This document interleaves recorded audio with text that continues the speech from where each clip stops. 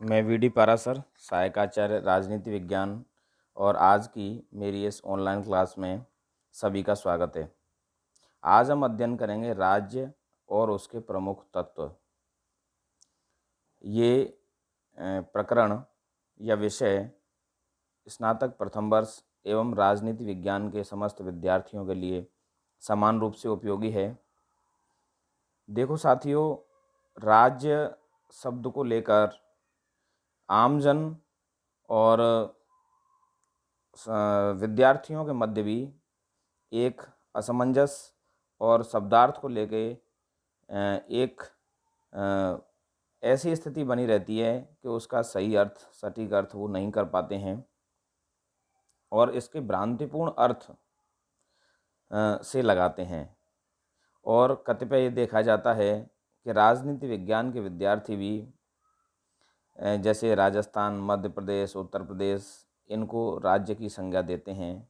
और सामान्य तौर पे ये देखा भी जाता है, पढ़ने और लिखने के अंदर भी ये देखा जाता है कि राज्य का अर्थ किसी राज्य की इकाइयों से लगाया जाता है जो कि स्वयं राज्य नहीं होता है। अतः हमारे लिए ज़रूरी है कि हम इसके तत्वों का व्यापक रूप से अध्ययन करें और अपनी भ्रांतियों का निवारण करें।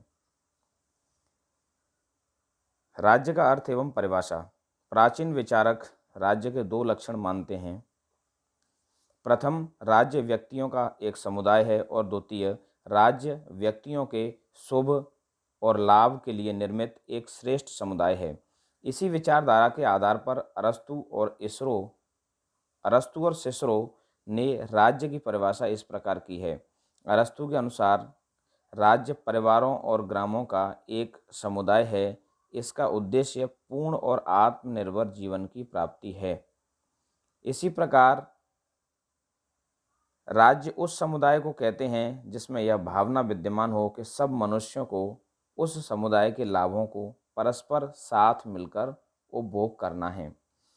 तो जो प्राचीन विद्वान थे राजनीति विज्ञान के, वो ये मानते थे कि राज्य का उद्देश्य व्यक्ति का कल्याण करना है और राज्य की इसी आधार पर स्थापना की गई है कि राज्य एक श्रेष्ठ समुदाय है और राज्य निश्चित रूप से बेहतर बनाने का नागरिकों को प्रयास करेगा। आधुनिक परिभाषाएं। प्राचीन विचारकों द्वारा राज्य को एक समुदाय कहा गया, लेकिन आधुनिक विचारकों के अनुसार केवल व्यक्तियों से ही राज्य का निर्माण नहीं हो जाता। राज्य का रूप प्राप्त करने के लिए व्यक्ति एक निश्चित क्षेत्र पर भली प्रकार बसे हुए होने चाहिए। इनमें शांति तथा व्यवस्था बनाए रखने के लिए कोई राजनीतिक सत्ता होनी चाहिए, अन्यथा सब लोग हमें लड़ाई और झगड़े की स्थिति में दिखाई देंगे। इसीलिए एक राजनीतिक सत्ता, महत्वपूर्ण सत्ता और विधान का होना बहुत ज़्यादा ज़रूरी है। अन्यथा वो एक असंगठित समुदाय के रूप में होंगे। तब जो प्राक राज्य की स्थिति थी वो स्थिति हमें दिखाई देगी। आधुनिक परिभाषाओं के अंतर्गत हम देखते हैं, वुड्रो विल्सन कहते हैं किसी निश्चित प्रदेश के भीतर कानून के लिए संगठित जनता को राज्य कहते हैं। ब्लंटसली कहते हैं किसी निश्चित भूप्रदेश में राजनीतिक दृष्टि से संगठित व्यक्तियों को राज्य कहा जाता है। तो देखो, हमें इन परिभाषाओं में दिखाई देता है कि एक निश्चित भूप्रदेश होना चाहिए, अर्थात वो सीमाबद्ध हो, सीमांकित हो और ये स्पष्ट रूप से तय हो कि इस प्रदेश की बाउंड्रीज कहाँ कहाँ तक हैं।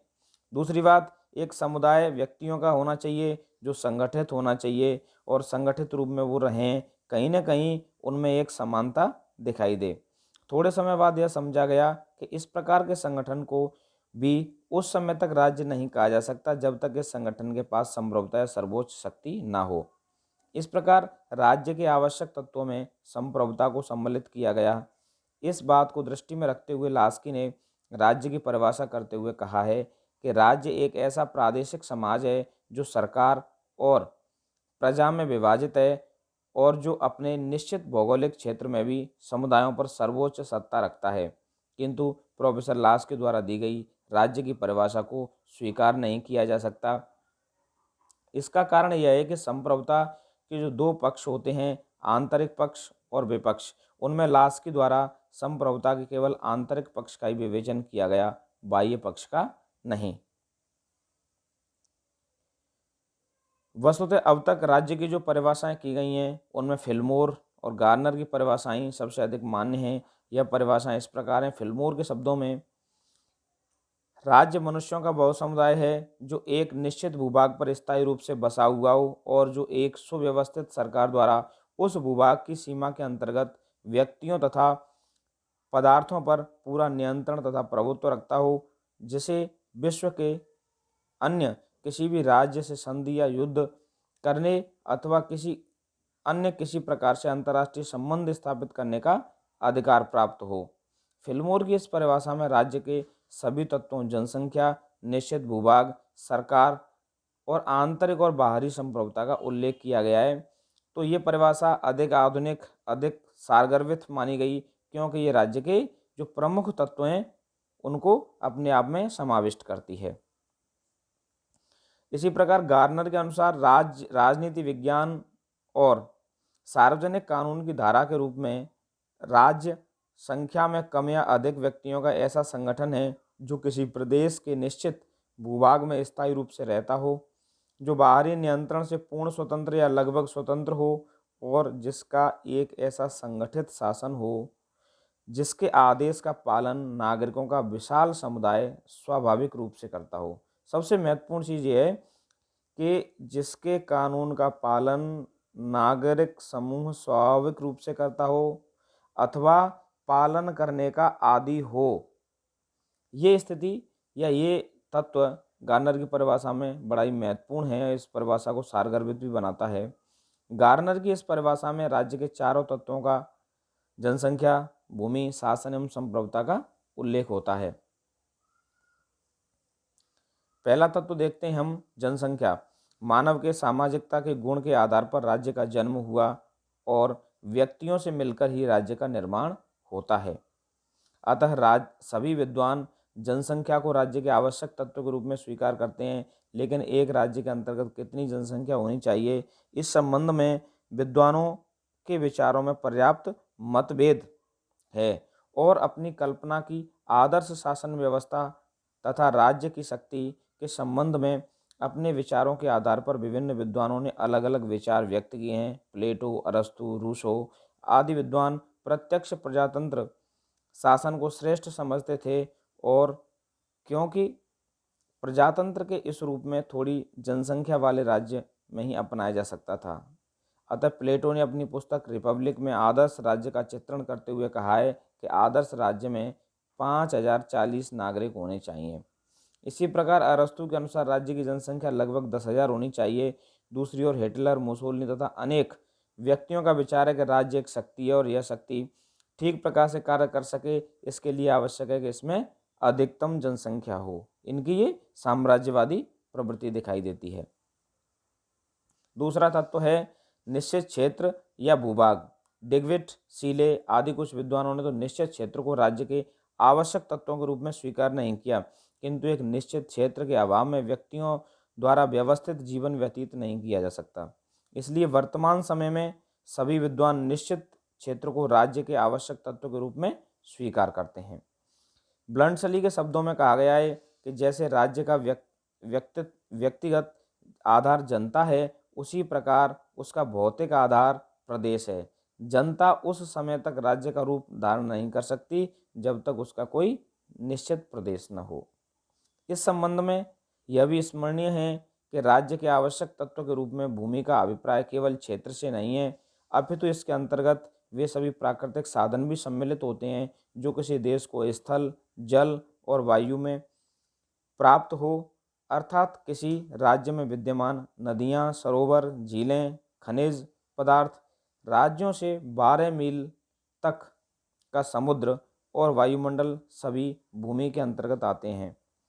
अर्थात ये अंतर्राष्ट्रीय कानून के अंतर्गत किसी राज्य की, संप्रभु राज्य की एक अंतर्राज्यीय राज्य या समुद्री सीमा को प्रदर्शित करता है। तीसरा तत्व है सरकार, गवर्नमेंट। मानव समूह एक निश्चित क्षेत्र में जिस उद्देश्य की प्राप्ति के लिए संगठित होता है, वह उद्देश्य उस समय तक पूर्ण नहीं हो सकता जब तक इन व्यक्तियों का जीवन कुछ नियमों द्वारा नियमित न हो और सरकार की सरकार ही वह संस्था या साधन है जो उक्त उद्देश्यों को पूर्ण कर सकती है। इसके अतिरिक्त सरकार ही राज्य में बसे हुए जन समुदाय की इच्छा को कार्य रूप में परिवर्तित कर सकती है। सरकार के अभाव में सभी लोग अपने अपने हितों की भाषा में अलग अलग स्वर से बोलेंगे और कोई भी निश्चित मत पर नहीं पहुंच सकेगा। इस प्रकार सरकार राज्य का अत्यंत महत्वपूर्ण तत्व है। सरकार का कोई निश्चित रूप नहीं है, ये सभी राज्यों को मान्य हो। सरकार राजतंत्रात्मक, कुलीन तंत्रात्मक या प्रजातंत्रात्मक किसी भी प्रकार की हो सकती है। यद्यपि वर्तमान समय में प्रजातंत्रात्मक सरकार दूसरे प्रकार की सरकारों की अपेक्षा अधिक लोकप्रिय हमें दुनिया में दिखाई देती हैं, और दुनिया के ज़्यादातर देशों में जो सरकारें हैं वो लोकतांत्रिक सरकारें ही हैं। तो देखो विद्यार्थियों, सरकार राज्य का एक बड़ा महत्वपूर्ण तत्व है, क्योंकि राज्य एक अमूर्त संस्था है और मूर्त और एवं व्यवहारिक तौर पे हमें सरकार से ही सामना होता है। राज्य के कार्यों की, राज्य की संप्रभुता की सरकार ही उपयोग करती है। जब सरकार ही नहीं होगी तब हम राज्य से कैसे संवाद करेंगे, राज्य हमें किस रूप में दिखाई देगा, राज्य के नागरिकों के लिए जो कल्याणकारी कार्य हैं उनको कौन करेगा, उनकी जिम्मेदारी कौन लेगा। अतः हम तमाम आधारों पर कह सकते हैं कि सरकार राज्य का बड़ा ही महत्वपूर्ण तत्व है। संप्रभुता, राज्य का अंतिम और चौथा तत्व संप्रभुता है। एक निश्चित क्षेत्र में रहने वाले तथा सरकार से संपन्न लोग भी उस समय तक राज्य का निर्माण नहीं कर सकते जब तक कि इनके हाथ में संप्रभुता न हो। उदाहरण 15 अगस्त 1947 के पूर्व भारत की अपनी जनसंख्या, क्षेत्र और सरकार थी, किंतु भारत राष्ट्र प्रभुसत्ता संपन्न न होने के कारण राज्य नहीं था। स्वतंत्रता प्राप्ति के बाद भारत को संप्रभुता प्राप्त हुई, तभी भारत एक स्वतंत्र राज्य हुआ। राज्य की संप्रभुता से तात्पर्य है राज्य आंतरिक रूप से उत्तम हो, अपने क्षेत्र में स्थित सभी व्यक्तियों और समुदायों को आज्ञा प्रदान कर सके और बाहरी नियंत्रण से मुक्त हो, अर्थात दूसरे राज्यों के साथ अपनी इच्छा अनुसार संबंध स्थापित कर सके। किंतु यदि कोई राज्य स्वेच्छा से अपने ऊपर किसी प्रकार का प्रतिबंध स्वीकार कर लेता है तो इससे राज्य की संप्रभुता समाप्त नहीं हो जाती। उदाहरण के लिए संयुक्त राष्ट्र संघ की सदस्यता से विभिन्न राज्यों की संप्रभुता सीमित नहीं हुई है। तो देखो विद्यार्थियों, हम देखते हैं संप्रभुता सबसे महत्वपूर्ण राज्य का तत्व है। यही वह तत्व है जो ये साबित करता है कि परतंत्र भारत राज्य नहीं था और आज़ाद भारत राज्य है। तो संप्रभुता क्या है? संप्रभुता एक सर्वोच्च राजनीतिक शक्ति होती है जो एक तरह से हम ये देखते हैं उस शक्ति को जो व्यक्ति धारण करता है, जो सरकारें धारण करती हैं, जो जनता धारण करती है, उसके पास एक महत्वपूर्ण शक्ति होती है, जिस शक्ति को धारण करने के पश्चात वह आंतरिक और बाह्य मामलों में पूरी तरह स्वतंत्र होता है, और उसको होना चाहिए। ये देखा जाता है कि आंतरिक मामलों से आशय ये है कि देश की जो बाउंड्रीज हैं, राज्य की जो बाउंड्रीज हैं, उन बाउंड्रीज के भीतर निवास करने वाले सभी व्यक्ति, भूमि, इन पर क्या होना चाहिए, क्या नहीं होना चाहिए, किसी भी निर्णय के लिए संप्रभु पूरी तरह स्वतंत्र होता है। और बाह्य संदर्भों में देखें हम तो वैदेशिक संबंधों के संचालन के लिए भी वह पूरी तरह स्वतंत्र होता है, तभी उसे संप्रभु कहा जाता है और संप्रभुता धारी कहा जाता है। संप्रभुता के अभाव में हम किसी भी भौगोलिक क्षेत्र को, जिसमें भले ही नागरिक रह रहे हों, सरकार हो, एक राज्य नहीं कह सकते। धन्यवाद। अगली कक्षा में हम आगे अध्ययन करेंगे।